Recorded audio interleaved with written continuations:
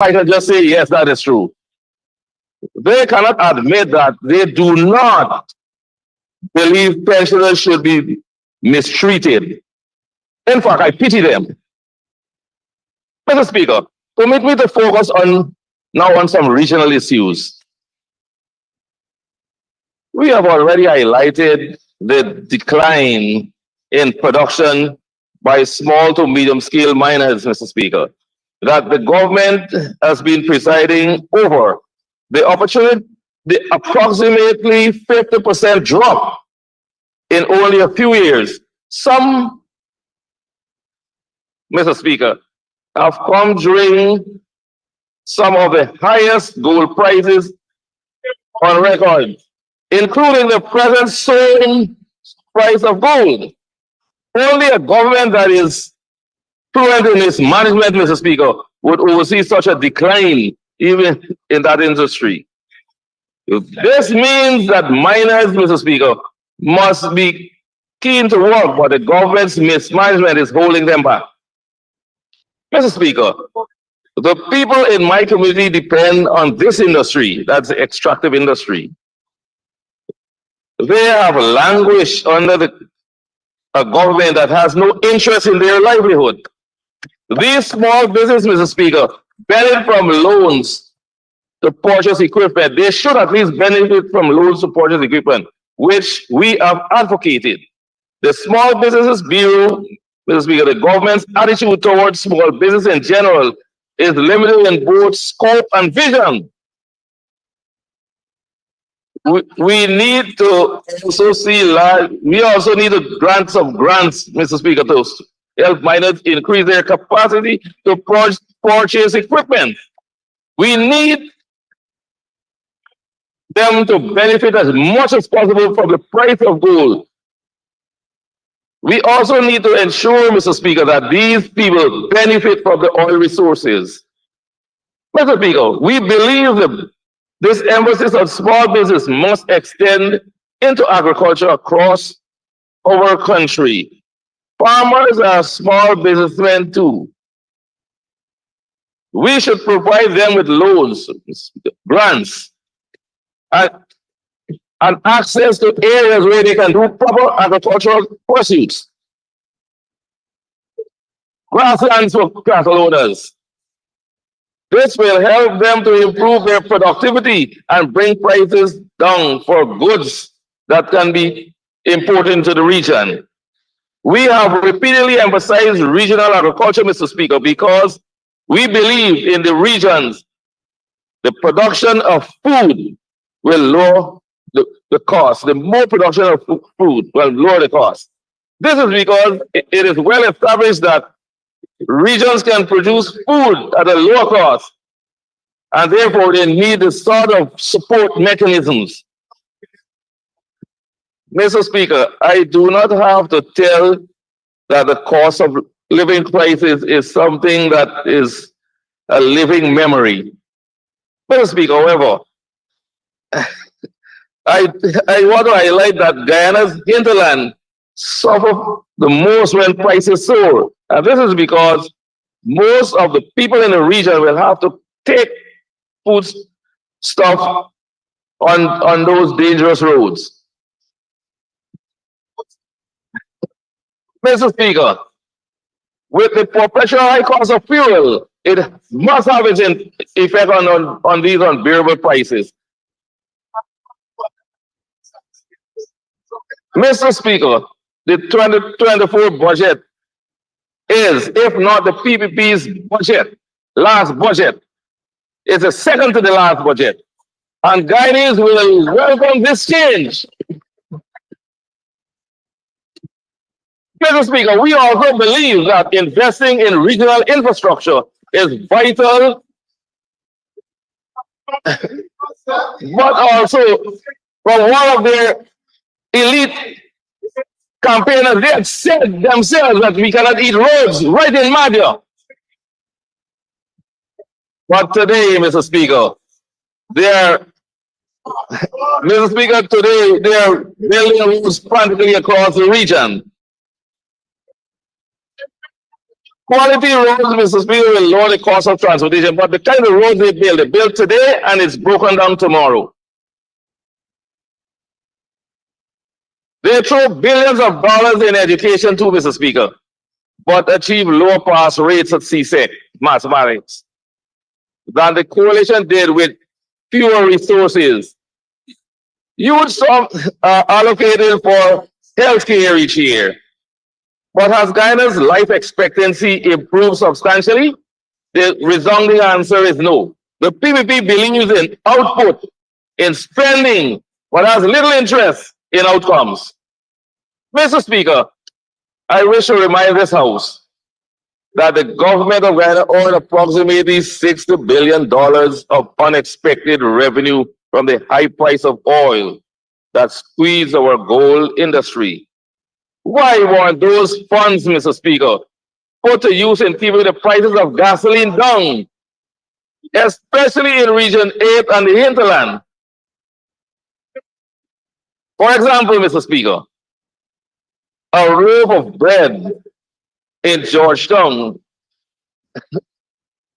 will cost a couple of $100, but in certain areas in Region 8, it will cost approximately $1,000. Mr. Speaker, this seems to be there might have been some measure of gold in the bread, especially golden harvest bread.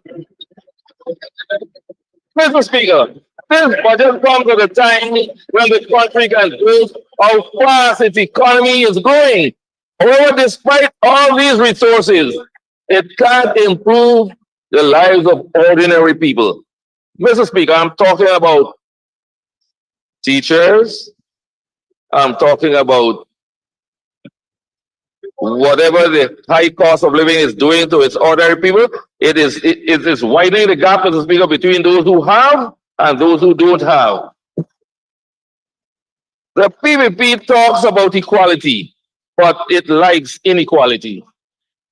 It believes in its elite, friends, family, and favorites.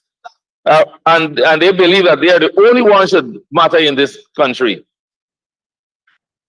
Mr. Speaker, the PPP likes to say it's a fair party, one that does not discriminate on the award of contracts. Mr. President, we have forgotten the famous Sue Sen.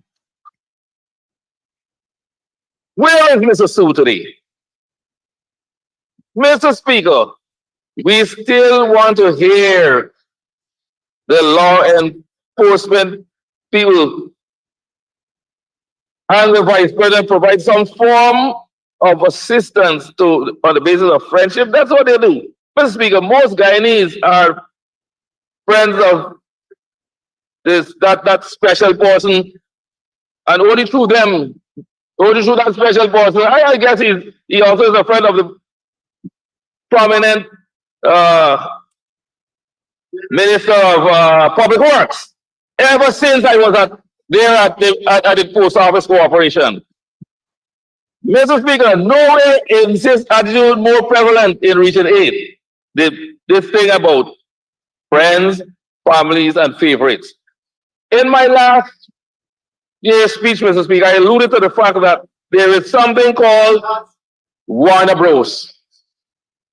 Warner Bros. Mr. Speaker, I must stress that's part of the elite group in Region 8, where the family, wife got on the boards, and so the husband gets contract. And so the son gets contract. Selfishness, Mr. Speaker. And if not their friends, a part of the political hierarchy. Selfishness, Mr. Speaker, only people of a certain group.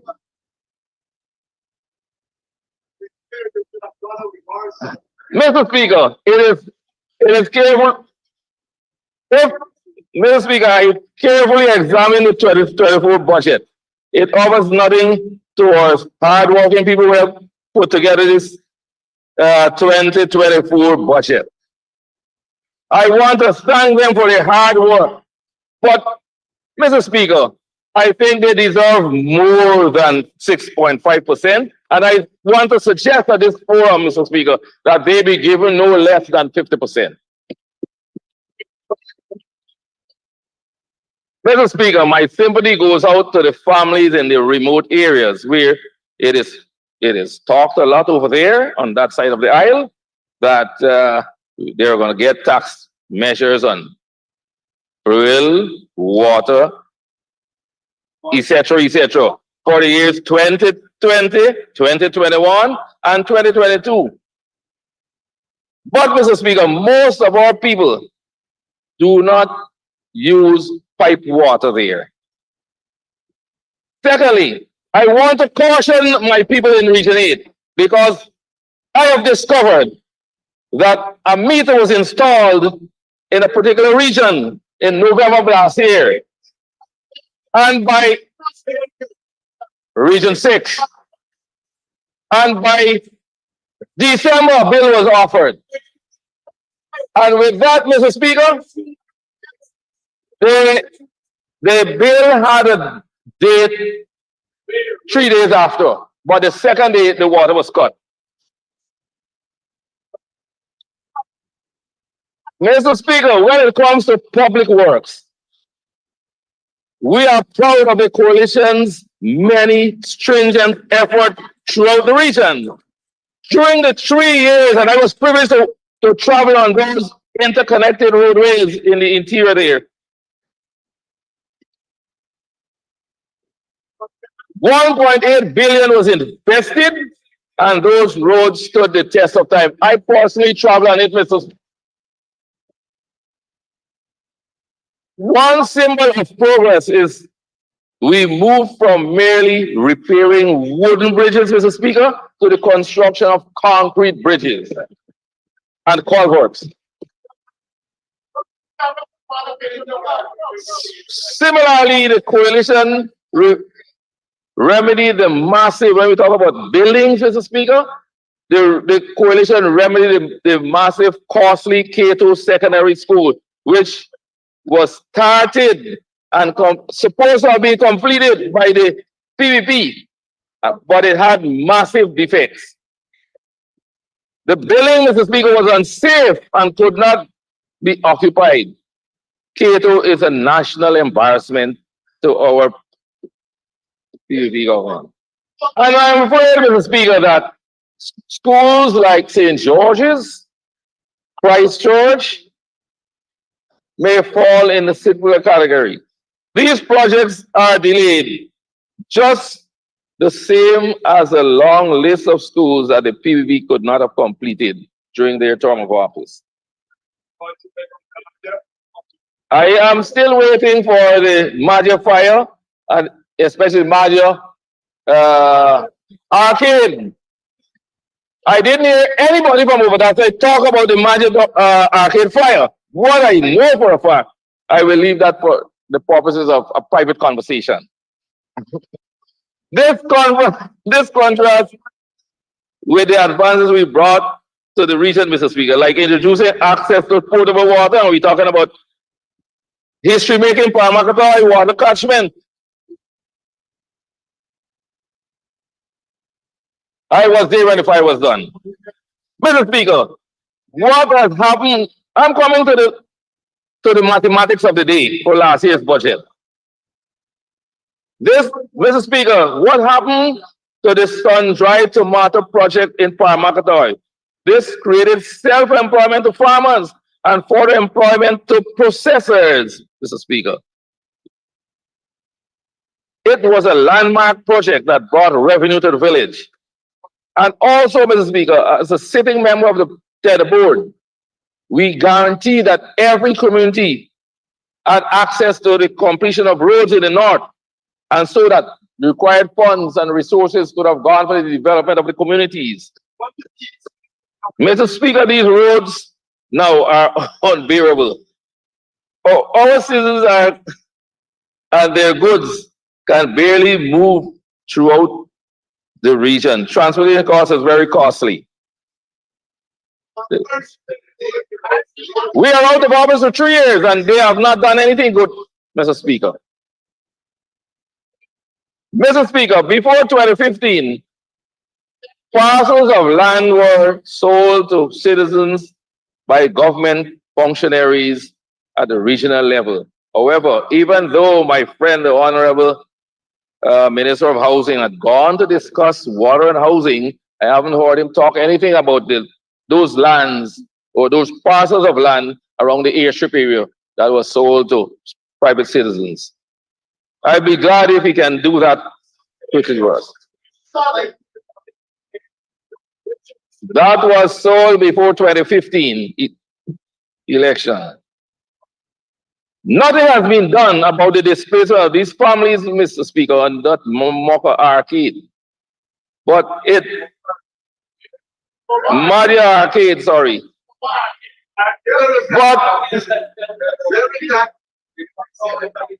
But we can hear in the press, Mr. Speaker, about Charity, Bushlat, West Coast Movies, and all those other places where people had gone to do squatting. They were regularized. Mr. Speaker, I would like this Honorable Minister to do some regularization of the Madia Arcade vendors and what they were supposed to have gotten since then. But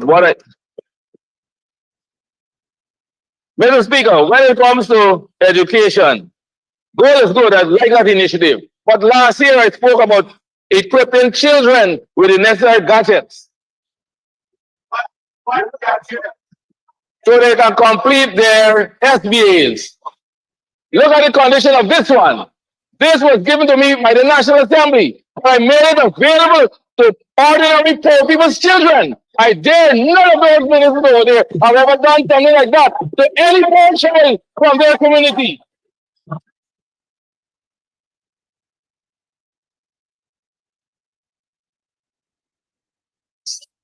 Some members of this House may recall the Apple Coalition commenced the 5Bs program, a program that was terminated by this ruling PVP. It doesn't matter, but this help, I am interested in building communities, empowering young people, not destroying them. Mining and logging, etc., is done extensively in Region 8 and other interland areas. There are only one tertiary institution, and I alluded to that in my last presentation, Mr. Speaker. For a teacher training college in that area or a senior, only a teacher training college there. But we need a technical school to cater for the skills that can be associated with mining and logging. Mr. Speaker, I will again, sir. Finally, last year I talked about budgetary allocation, and I had said then that if we divide the budgetary allocation last year by the population, each family could receive $1 million. And I was personally lambasted by the Honorable Attorney General. But little did I have come to put that at rest, sir. I was in company of a special person of legal mind. And there is where that discussion arose, and that decision. Those persons, Mr. Speaker, from a strong family, he was referred to yesterday. And therefore, Mr. Speaker, those people in the legal profession must have contributed more to the development of this country than many of us sitting in here. I'm talking about the very special family. There is a strong legal company of people.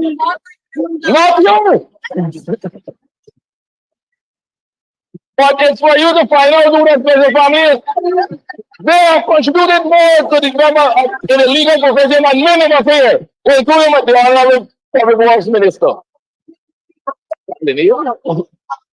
Finally, Mr. Speaker, I want to encourage this government to encourage the private sector to do much more for the people of Region 8. Because we pay them with a Bank of Guyana check. And most times these checks, Honorable Ashley Singh, Dr. Ashley Singh. There is no bank in Madhya or Region 8 to encash these people checks. So they are left to the mercy of the private sector who will make sure that they take some money from that check. If I work for $20, I must get $20. So they have to buy goods from the shop before their check can be encashed. Or if it's a contract, you got to come to Georgetown to encash his check. Mr. Speaker, I am saying, and I'm encouraging this honorable house for us to put measures in place to alleviate that kind of suffering from ordinary people, including teachers, nurses, and all other workers in Region 8. Mr. Speaker, with those things in mind, I have a difficulty, like my colleague, in endorsing this budget unless we do some adjustments there. Thank you very much.